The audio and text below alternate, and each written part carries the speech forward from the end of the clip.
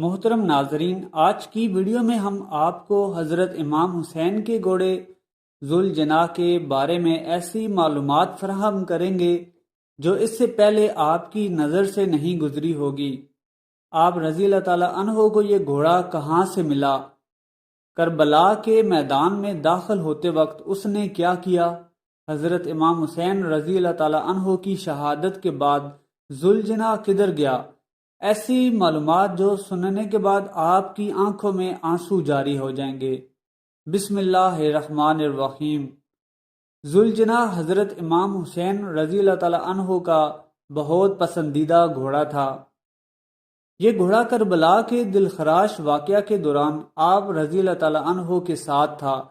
یہ گھوڑا آپ کو حضور پاک صلی اللہ علیہ وآلہ وسلم کی طرف سے ایک گفٹ کے طور پر ملا تھا۔ اس گھوڑے کو آپ صلی اللہ علیہ وآلہ وسلم نے اپنی وفات سے کچھ عرصہ پہلے حارث نامی ایک عرب سے خریدا تھا۔ اس وقت ذوالجناح ابھی چھوٹا تھا اور امام حسین بھی ابھی چھوٹے تھے۔ ذوالجناح ان کو بہت پسند تھا اور بچپن ہی سے وہ اس کی سواری کیا کرتے تھے۔ اپنے مضبوط جسم، طویل قد و قامت اور پھرتی کی وجہ سے اسے ذوالجناح پکارا جانے لگا۔ ذوالجناح کا اصل نام مرتجز تھا۔ حضرت امام حسین رضی اللہ تعالیٰ عنہ کو بچپن ہی سے اس گھوڑے سے بہت لگاؤ تھا۔ ایک مرتبہ امام ابن علی اپنے نانا حضرت محمد صلی اللہ علیہ وآلہ وسلم کے پاس گئے۔ اس وقت آپ صلی اللہ علیہ وآلہ وسلم اس گھوڑے کے پاس موجود تھے اور ساتھ میں آپ صلی اللہ علیہ وآلہ وسلم کے کچھ صحابہ رضوان اللہ علیہم اجمعین بھی موجود تھے۔ نبی کریم صلی اللہ علیہ وآلہ وسلم نے اپنے لاڈلے نواسے حضرت امام حسین کو دیکھا تو بہت خوش ہوئے اور پوچھا، بیٹا کیا تم اس گھوڑے پر سواری کرنا چاہو گے؟ یہ سن کر امام ابن علی رضی اللہ تعالیٰ عنہ نے ہاں میں جواب دیا۔ آپ کی یہ بات ذوالجناح نے بھی سن لی اور فوراً سے حضرت امام حسین رضی اللہ تعالیٰ عنہ کے قدموں کے پاس آ کر بیٹھ گیا تاکہ آپ اس پر آسانی سے سواری کر سکیں۔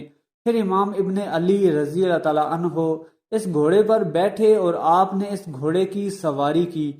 یہ سارا منظر دیکھنے کے بعد حضور اکرم صلی اللہ علیہ وآلہ وسلم کی آنکھوں میں آنسو آ گئے اور فرمانے لگے، بیٹا یہ وہی گھوڑا ہے جو عاشورہ کے دن تمہاری مدد کرے گا۔ اور اس کے بعد وہ گھوڑا آپ صلی اللہ علیہ وآلہ وسلم نے حضرت امام حسین رضی اللہ تعالیٰ عنہ کے حوالے کر دیا۔ ہم سب جانتے ہیں کہ گھوڑا اپنے مالک کے دل کے بہت قریب ہوتا ہے۔ یہ ایک وفادار جانور ہے۔ گھوڑے کے اندر یہ خاصیت پائی جاتی ہے کہ وہ اپنے سوار کی انرجی اور مومنٹم کو محسوس کرتا ہے۔ وہ اپنے ارد گرد کے ماحول کو سمجھتا ہے، اپنے آقا کے احکامات کو اشاروں میں بھی سمجھ جاتا ہے، اپنے مالک کے مزاج کو سمجھتا ہے اور اس کے مطابق ہی چلتا ہے۔ گھوڑا آنے والی مصیبت کو وقت سے پہلے ہی بھانپ لیتا ہے۔ یہ خاصیت اللہ تعالیٰ نے اس کے اندر رکھی ہے۔ اس لیے حسین ابن علی رضی اللہ تعالیٰ عنہ جب اس گھوڑے پر سوار میدان کربلا میں داخل ہوئے تو ذوالجناح اونچی اونچی آواز میں ہنہنانا شروع ہو گیا اور اپنی دونوں ٹانگیں بلند کر کے حضرت امام حسین رضی اللہ تعالیٰ عنہ کو میدان میں داخل ہونے سے روکنا چاہا۔ آخر امام حسین رضی اللہ تعالیٰ عنہ نے سامنے آ کر اس کے چہرے پر ہاتھ پھیرا تو وہ پرسکون ہوا۔ ناظرین، آپ صلی اللہ علیہ وآلہ وسلم کا یہ مشہور معجزہ ہے کہ آپ صلی اللہ علیہ وآلہ وسلم جس بھی گھوڑے پر ایک مرتبہ بیٹھ جایا کرتے تھے تو اس گھوڑے کی عمر بڑھ جایا کرتی۔ اسی لیے اتنے سال گزرنے کے باوجود بھی حضرت امام حسین رضی اللہ تعالیٰ عنہ کا وہ گھوڑا اتنا چاقو چوبند تھا۔ میدان میں اس کی پھرتی کا یہ عالم ہوتا کہ پاؤں زمین پر نہ ٹکتے۔ اسی لیے اسے دو پروں والا گھوڑا کہا جانے لگا۔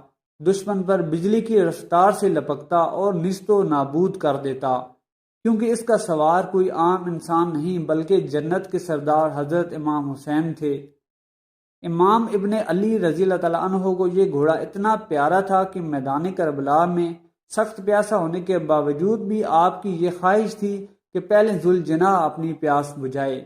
ذوالجناح بھی اپنے سوار جنتیوں کے سردار امام حسین کا بہت وفادار تھا، جس کا مظاہرہ اس نے کربلا میں کیا۔ جب اس نے دیکھا کہ دشمن امام حسین پر ہر طرف سے حملہ آور ہے تو اس نے آپ رضی اللہ تعالیٰ عنہ کو بچانا شروع کر دیا۔ اس کی غصے سے بری ہنہناہٹ دشمنوں کے دل دہلائے دیتی تھی۔ امام حسین پر تیروں کی بچھاڑ تھی جس کی وجہ سے آپ رضی اللہ تعالیٰ عنہ زمین پر گر گئے۔ ذوالجناح کبھی آگے جاتا، کبھی پیچھے، کبھی دائیں جاتا، کبھی بائیں، اور ہر طرف سے آنے والے تیروں کو اپنے اوپر لینے کی کوشش کرتا۔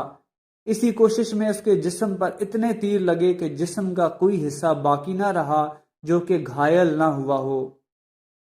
کربلا میں حضرت امام حسین ابن علی رضی اللہ تعالیٰ عنہ کی شہادت کے بعد اس حالت میں بھی ذوالجناح نے دشمن کے 30 افراد کو موت کے گھاٹ اتار دیا اور زینب بنت علی رضی اللہ تعالیٰ عنہا کے خیمے کے پاس آیا، اور پھر اسی زخمی حالت میں وہ دریائے فرات میں کود کر ہمیشہ ہمیشہ کے لیے غائب ہو گیا۔